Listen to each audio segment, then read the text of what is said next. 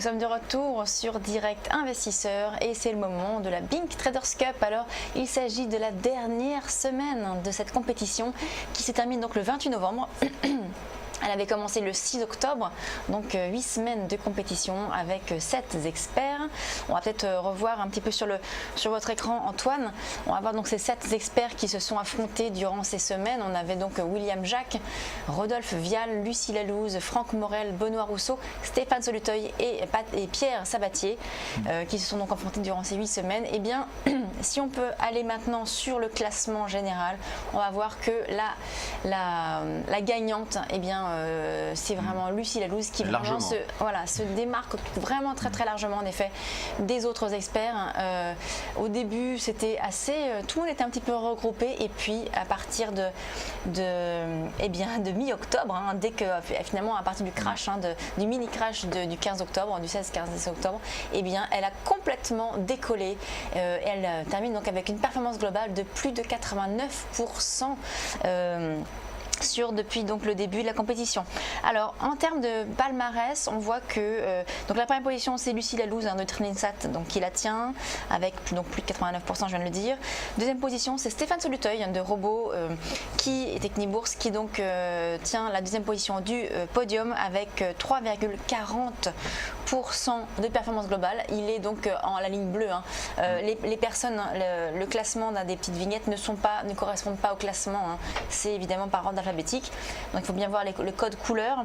Troisième position, eh bien c'est Rodolphe Vial qui a une performance assez stable, à 0,04%. Donc il tient la troisième place du podium. Ça c'est pour les performances globales. Maintenant sur la semaine, alors c'est un peu différent. On a toujours Lucie Lalouse donc, qui est en pole position avec plus de 11%, 11,65%. Ensuite en deuxième position on a William Jacques qui est à 0,02% et troisième position Benoît Rousseau à 0%. Benoît qui je pense n'a pas tradé du coup et a maintenu sa position de façon égale. Alors on va revenir sur le portefeuille de Lucie Lalouse parce que vraiment voilà, c'est important de voir quand même un petit peu comment elle a réagi durant cette compétition. Elle a pris beaucoup de risques, on l'avait interviewée, c'est vrai qu'elle avait pris des positions avec beaucoup d'effets de levier. Antoine, peut-être un mot sur son portefeuille. Oui, alors c'est vrai qu'elle avait essayé d'entrer sur la valeur Delta Drone pour jouer un rebond technique et donc si le titre revenait sous les 3 €, elle voulait prendre position. Elle a fait un plus bas, la valeur a fait un plus bas à 2,67 €, puis a rebondi à 3,68 €, donc a pris quasiment 50%. Mais malheureusement, elle n'a pas pu entrer sur ces niveaux, car elle n'a pas osé entrer sur ces niveaux, puisque le titre était tout de même très volatile. Et comme elle était en tête, largement en tête, elle n'a pas voulu prendre de risques supplémentaires, ce qui est tout à son honneur, puisque la première place était quasiment assurée. Elle est entrée, ceci étant, sur le titre Olaf Find où elle a acheté 40 000 titres au comptant à 0,28 €, donc à 28 centimes lors d'une correction, et donc ensuite le titre s'est repris et donc elle a pu en acheter à 33 centimes, 0,33 €, et donc c'est là où elle a fait une plus-value. Et puis également elle a tenté de profiter du titre Héraclès, mais elle n'a pas pu entrer sur la valeur. Néanmoins, donc elle a fait une performance très honorable de 11,65% durant la semaine grâce au titre Olaf Find. On va maintenant passer au portefeuille de Stéphane Solutoy qui tient la deuxième position du classement d'un point de vue global avec 3,40%. Alors Stéphane Solutoy, on l'avait reçu donc il y a 2 semaines, il nous avait parlé de sa stratégie, donc une stratégie très prudente. Il s'assure à chaque fois une performance de maximum 1% et il n'est jamais en perte. Non, il a cette particularité de profiter de petits écarts et qui correspondent souvent à des écarts de moins de 1%. C'est pour ça que sa performance globale est montée progressivement, mais assez limitée à 3,4%.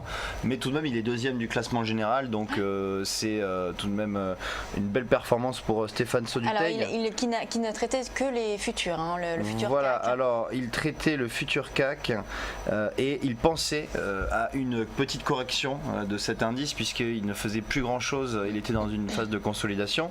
Ceci étant, il y a eu la Banque centrale chinoise qui a baissé ses taux vendredi et donc les marchés sont repartis à la hausse et même fortement à la hausse. Il n'a pas pu en profiter comme il le dit dans son commentaire. Il y a également Mario Draghi qui a sauvé le CAC 40 et donc maintenant il voit plutôt un rallye de fin d'année et pour l'instant il a tout de même fait une petite perte cette semaine, 0,18%. Voilà, donc c'est sa première perte depuis le début de la compétition et maintenant il prend pas énormément de position. Sur la compétition touche à sa fin là maintenant. Voilà, maintenant on a également Rodolphe Vial d'ABC Bourse qui est en 3e position donc, de la compétition en performance globale avec 0,04%. Alors Rodolphe Vial nous avait expliqué que lui il voulait montrer un petit peu comment se comportait un portefeuille, gérer un bon père de famille, donc il est sur des valeurs françaises. On va revenir également sur son portefeuille, Antoine. Oui. Il a soldé sa dernière position, ce qui était le titre Rexel. Et puis il a tenté de faire des allers-retours sur CGG et également Inat Pharma afin de profiter d'une volatilité accrue. Donc le portefeuille est repassé dans le vert puisqu'il a une performance globale de 0,04%. Il a essayé de prendre des risques comme il le dit, donc avec des valeurs très volatiles. Néanmoins il n'a pas pu profiter réellement de la volatilité de CGG et puis cette semaine sa performance est plutôt mitigée avec une perte de 0,82%. Alors troisième personne dont on va parler, troisième expert dont on va parler, c'est William Jacques qui est en deuxième position, on va dire, d'un point de vue hebdomadaire. Oui. Il est à 0,02%. Donc, alors, William Jacques, lui, on va le recevoir jeudi. On l'interviewera, il sera là avec nous pour parler un petit peu de sa stratégie. Alors, lui, il est sur un peu de tout. Il est sur du futur, il est sur pas mal de différentes valeurs. Il est sur des produits à effet levier assez important parce qu'il est sur des varans.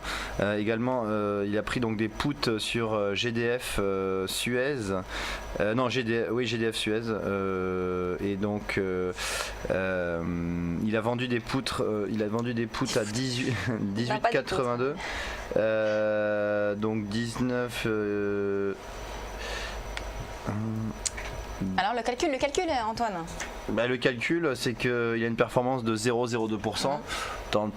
Autant dire qu'il est plutôt stable, c'est une performance assez stable, pas vraiment de directionnel sur son portefeuille et donc ça lui fait une performance globale dans le rouge tout de même.